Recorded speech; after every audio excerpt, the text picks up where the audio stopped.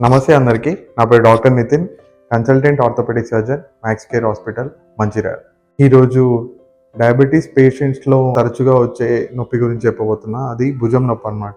Diabetes పేషెంట్‌లో mostly భుజం నొప్పి frozen shoulder అనే డిసీజ్ వల్ల వస్తదనమాట. ఫ్రోజన్ షోల్డర్ అంటే ఏం లేదు. డయాబెటీస్ వచ్చిన వాళ్ళకి జాయింట్‌లో లేకపోతే షోల్డర్ జాయింట్‌లో ఏమైతదంటే నరాలు ఇంకా ఎముకలు ఇంకా మజిల్స్ కండరాలన్నీ బిగుసుకుపోతాయి, పట్టేస్తాయి అన్నమాట. దాన్ని మనం ఫ్రోజన్ షోల్డర్ అంటాం. ఫ్రోజన్ షోల్డర్కి ఒక 3 స్టెప్స్లో మనం ట్రీట్మెంట్ అనేది ఇస్తాం అనమాట. ఫస్ట్ స్టెప్లో ఏంటంటే ఫిజియోథెరపీ ఇంకా మెడిసిన్ ఇస్తాం. అది ఒక 2 వీక్స్ వాడిన తర్వాత పేషెంట్ని అడుగుతాం అనమాట. 2 వీక్స్ వాడతాం అనమాట.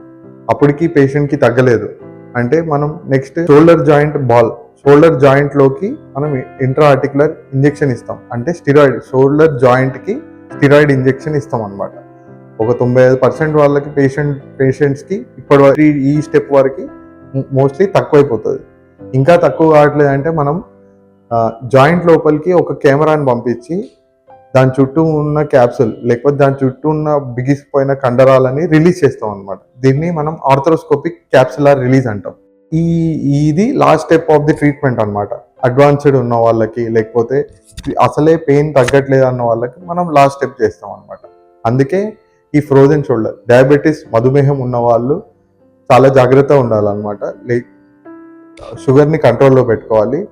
ఒకవేళ భుజం నొప్పి అనేది స్టార్ట్ అయింది అనుకోండి, మీ దగ్గర ఉన్న కన్సల్టెంట్ ఆర్థోపెడిక్ సర్జన్ని మీట్ అయ్యి ఏ ట్రీట్మెంట్ తీసుకోవాలని తెలుసుకోండి.